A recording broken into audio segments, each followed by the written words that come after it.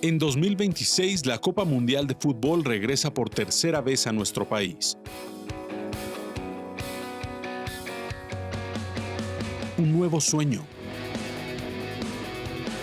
Una nueva oportunidad.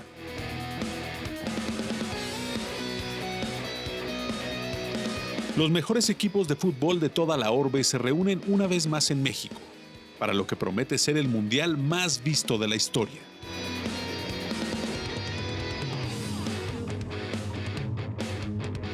Una vez más, nuestra selección nos representa, como lo ha hecho en 17 ocasiones anteriores. Estas son algunas de esas historias.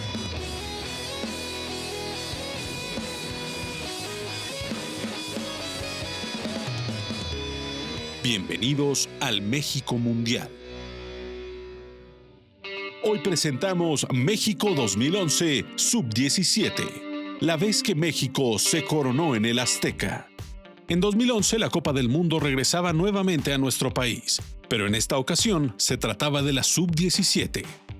Aunque México ya contaba con un campeonato en esta categoría, en Perú 2005, la realidad es que en un comienzo el equipo encabezado por el Potro Gutiérrez y en general el torneo levantaban pocas expectativas entre la afición, aun cuando se desarrollaba en casa. El torneo se jugó en 7 ciudades del país y la final se jugaría nada menos que en el Estadio Azteca. Conforme la competencia avanzaba, el interés en el equipo mexicano creció a niveles de selección mayor. Guillermo Cantú estaba en selecciones nacionales de director y de un tiempo atrás me había buscado. Yo quería la sub-17 o la sub-20 y me dijo, no, pues es que te invitaba para la 15. Dice, además, si andas bien, porque así me dijo, dice, a lo mejor puedes dirigirla en el 2011, es la que va a jugar el Mundial aquí en México. La Federación Mexicana de Fútbol le dio mucha importancia al Mundial, ¿no? Como éramos locales, como éramos anfitriones, le pusieron como mucho énfasis a la preparación del equipo. Entonces arman este cuerpo técnico y después empiezan a hacer las convocatorias y empiezan a trabajar. Y el éxito de este proyecto comienza con la llegada de Néstor de la Torre, que él reacomoda todo el proyecto de selecciones nacionales. Se incluyeron todos los directores de fuerzas básicas para que entendieran qué era lo que se quería hacer, pero sobre todo que nos dijeran cómo querían que se formara el equipo. Ahí es donde se empieza a buscar todo ese talento por todos los entrenadores que estábamos. No solamente de mi visión con respecto a eso, sino con un tipo que fuera consistente en sus partidos cada 8 días. Fue una selección que conectó inmediatamente y que sí tuvo en el Pollo Briseño al capitán. Fui de los pocos jugadores que llevaron un proceso desde sub-15. El Potro fue a hacer visorías a todos los equipos. Cuando fue al Atlas, en su momento donde yo jugaba, ahí pues fue cuando ya me volvió a convocar. Lo recuerdo con mucho orgullo porque solo había 21 lugares para toda una generación de futbolistas con la ilusión de defender nuestra playera en el Estadio Azteca, que es el sueño máximo de cualquier niño al que le gusta el fútbol. También estaba, por ejemplo, Carlitos Guzmán, que era su compañero en la central y pues a pesar de ser un poco más callado, también era muy líder. Estaba Espericueta, ¿no? Que era el líder en el medio campo. Estaba Carlitos Fierro y Marco Bueno, que jugaban adelante, ¿no? La momia que todo el mundo recuerda, ¿no? El que todo el mundo recuerda por lo de la venda en la cabeza. Y parecía que estaba como tocado por la varita mágica, porque en los momentos importantes siempre terminaba apareciendo y aparecía con goles valiosos, ¿no? Que le daban cosas importantes a México. Este equipo siempre se diseñó para buscar ganar torneos. Lo hacía muy bien internacionalmente y fue todo un reto preparar ese equipo para jugar en México. La primera fase fue muy dura porque nosotros veíamos el jugar el Mundial en casa más allá de tener una presión como una responsabilidad, ¿no? Cuando supimos que nos tocaba el campeón de Europa, el subcampeón de África y el campeón de Asia, en nombres quizás no era el grupo más fuerte, pero eran equipos que jugaban bastante bien. Y fui el primero al que le tocó estar frente a 200 cámaras y 300 reporteros después del sorteo. Y un reportero y me preguntó, ¿y para qué está esta selección? Y respondí sin titubear, para ser campeones del mundo. Esta primera fase, el primer partido, mucho nervio. Al final empezábamos perdiendo. Nos metieron gol en el minuto 1. Y logramos darle vuelta al partido. Pues nos tocó después Congo. Eso fue un partido muy bueno. Ellos hacían, me acuerdo muy bien, una línea muy alta de la línea defensiva, y todo lo que era picar a la espalda entrábamos solos. Me costó un poco de trabajo, pero reaccionaba. Los cambios que hacíamos te hace también conocer cuál es el alcance de tu plantilla con lo que tienes. Tercer partido fue contra una gran Holanda, una grandísima Holanda con jugadores extraordinarios, pero pues nosotros teníamos algo a favor, que era el calor de Torreón, y al final terminamos ganando, haciendo líder de puntos y haciendo récord histórico de que una selección mexicana había conseguido el paso perfecto en grupos. 3 partidos, 3 victorias. Pero eso nos aterrizó también y empezó a fortalecernos desde lo anímico. Avanzamos a los octavos de final contra Panamá. Fue un partido muy difícil en Pachuca, con mucha lluvia, con mucho viento, donde fue tan difícil que el primer gol lo hicimos al primer minuto y el segundo al minuto 92. Debíamos ganarlo, ¿no? Panamá pues, era de aquí de la zona, y siempre en ese tiempo, por lo menos en ese tiempo, siempre pensaba que, sigo pensando que en esas categorías México debe ganar. Y veníamos con esa inercia, ¿no? Creo que el equipo se concientiza de los alcances que puede tener en la siguiente ronda, que es contra Francia. Ahí es donde el equipo da un salto de calidad y es donde se da cuenta que estamos a 2 pasos de poder jugar una final. Y ese equipo le encantaba jugar finales. Nosotros salimos ahí de Pachuca ya con otro tipo de pensamiento, con un pensamiento de ganar, o sea, de ganar el torneo. Y te toca Francia, otro de los equipos fuertes de la región europea. Un partido muy, muy duro. Con grandes jugadores de nombre, jugadores con talla. Que empezamos ganando, nos empataron al minuto, 2 minutos, y afortunadamente pudimos culminar ganando y avanzar a la siguiente fase, que ya eran las semifinales. Y se nos viene Alemania. A ver, muchachos, o sea, si Holanda le metió 5 a Alemania y nosotros le ganamos a Holanda, la lógica es que tenemos que ganarle a Alemania. En la tele nosotros los veíamos enormes, y cuando llegamos al aeropuerto dijimos, mira, estamos del vuelo y podemos competir. Un partido donde fueron muchas volteretas, nosotros arrancamos ganando 1-0. Un centro que le tira Caballero a Julio, y como que los alemanes no sabían que rematábamos bien y la mete ahí, vamos ganando 1-0. En el 1-1 yo cometo un error en querer recepcionar un balón, me roban, disparan a gol y nos empatan. Y después viene una situación donde Emre Can nos hace un golazo. Cuidado con el capitán Can, cuidado con el capitán Can, cuidado con el capitán Can, nos hizo el gol. El equipo jugaba bien, ¿ves? O sea, era un equipo consistente, era un equipo fuerte mentalmente. Y empezamos a empujar, y se viene el tiro de esquina. La gente, pues ve el gol y se acuerda de esa jugada donde entra, es un gol olímpico. ¡Pericueta! ¡Es Pericueta! ¡Es Pericueta!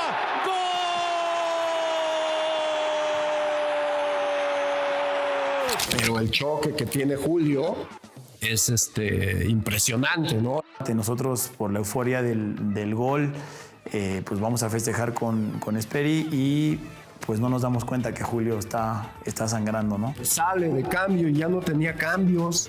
Y jugamos casi 13 minutos con 10 hombres. El equipo empezó, y ahí teniendo la problemática de un hombre menos, pero empezó ahí a trabajar 3-4 minutos y de repente se oía un escándalo de alguien que venía. Veo un cabrón vendado que viene saliendo, todo mareado, y en ese momento fue como un boost de energía para el equipo, porque dijimos, si está descalabrado y quiere jugar y quiere seguir, pues nosotros sacamos fuerza de donde no había ya, quizás. Para darle un poco más de menos trabajo de ida y vuelta a Julio, lo mando a jugar por adentro. Viene Totillo de esquina, Julio por la cabeza se había quedado el rebote. La parte fantástica que todos tenemos en la cabeza es que cuando Marcelo va, intenta peinarla, va a segundo poste, Julio Gómez se tira una chilena y la mete en el único lugar donde podía entrar la pelota.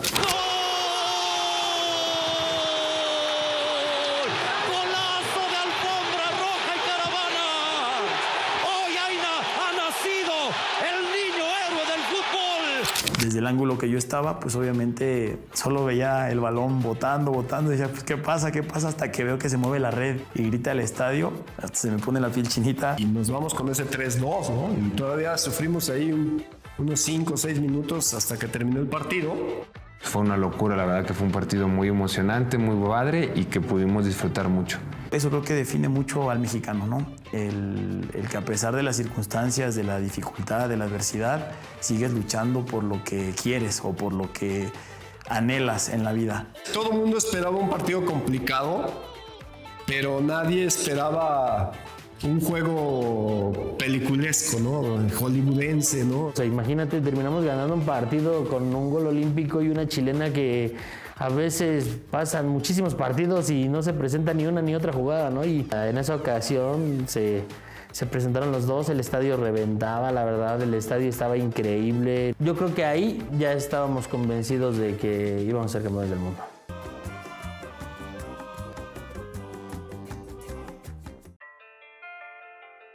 Nos tocaba el Estadio Azteca, nuestra casa, la casa del fútbol mexicano. El mundialista, el ícono de nuestro fútbol mexicano, contra una selección que ya habíamos enfrentado varias veces, que es Uruguay. Desde el hotel te asomabas y ya veías que había muchísima gente en el hotel, mucha seguridad, mucha prensa, el periférico prácticamente detenido porque íbamos a bajar. Se acerca el Pollo, ¿no? Y el Pollo me dice, ¿ya olió, profe?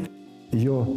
Pues qué, güey, se huele a campeón. Y le digo, sí, tienes toda la razón. Lo que nos dio, yo creo, un poco de calma fue la charla que nos dio el Potro. Nos hizo sentir especiales a todos, tanto a los que jugábamos como a los que no habían jugado. Me acuerdo que les hice una analogía ahí con una foto de un carro.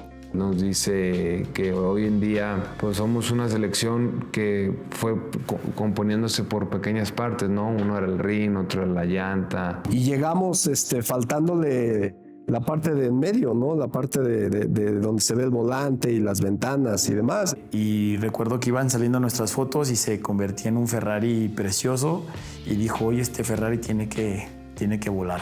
Ese Uruguay que juega contra nosotros la final de la Copa del Mundo tenía, por algunos torneos que habíamos jugado contra ellos en Argentina y en otros lados, tenía un pique con el equipo. Uruguay era un equipo que nos había ganado en múltiples ocasiones. Todo el mundo estaba con ganas de jugar contra Uruguay por los partidos que habíamos tenido y queríamos darles, pero no era un partido, no era una revancha, no era la final de una Copa del Mundo. Raúl siempre estaba hablando de que lo teníamos que conseguir y que lo íbamos a conseguir. Yo no recuerdo de verdad ni un solo momento de duda. Y como siempre se los dije, y ahí empezó este verso de parte de Raúl Gutiérrez. En casa, nadie hace nada sin nuestro permiso. Que siendo un torneo sub-17, solo se iba a abrir la mitad del estadio. Cuando vieron cómo explotó todo el tema de seguir al equipo y la afición, abrieron todo el estadio y el estadio se llenó. Cuando decidimos salir a la cancha para ver un poco el partido de Alemania-Brasil, se formó una manchita de color verde, que eso nos ayudó también a tener un termómetro de lo que nos esperaba, porque la gente empezó a gritar México, México. Y en ese momento las piernas me empezaron a temblar. El ambiente que se vivía era de alegría, era de emoción, era de júbilo, era algo impresionante. O sea, ese día se sentía una vibra distinta del estadio, ¿no? Y cómo pareciera que se conectó para que ese equipo consiguiera ese campeonato mundial. Todo el estadio pintado de verde, con todo el mundo la cara pintada, me parece que es un momento inolvidable. El partido, la verdad, fue muy duro. Sabíamos que Uruguay iba a vender muy caro la derrota, pero cuando cayó el primer gol, donde Pollo, siendo Pollo, le pegó horrible y por eso la metió. Un remate chueco, mal pegado, que entró en la esquina, que si le pegó bien no entra. Eso nos dio un poco de calma durante el trámite del partido, ¿no? Faltaban 2 minutos para que acabara el partido y se viene la jugada del 2-0, ¿no?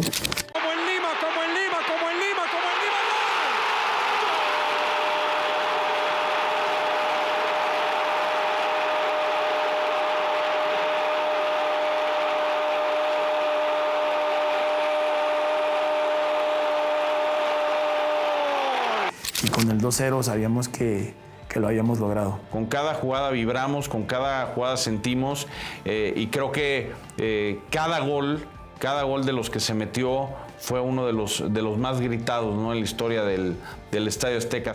Cuando ya la gente se sabía campeona del mundo, el Azteca, pero rugió de una manera impresionante. En el monumento del fútbol mexicano, la selección de Gutiérrez, la selección del Potro es campeona del mundo. Creo que el sueño de todos los mexicanos siempre fue levantar la Copa del Mundo en el Estadio Azteca. Cuando acabó el partido, cuando se sentenció el resultado, creo que todos nos sentimos campeones del mundo de verdad. Esto es de todo México y esto lo ganamos por ellos. ¡Juega, dale!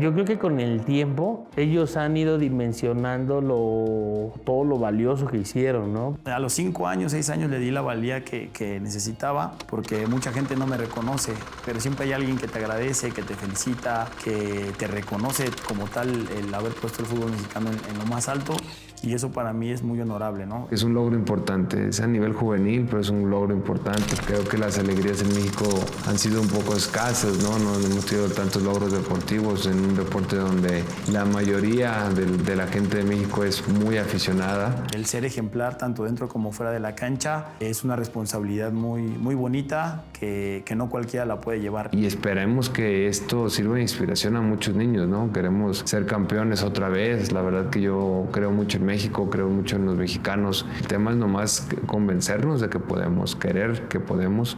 Espero que con este triunfo en nuestra casa, con nuestra gente, haya servido para inspirar a muchas personas, ¿no? O sea, es un equipo que logró resultados impresionantes. ¿Por qué? Porque el equipo trabajó como una sola unidad.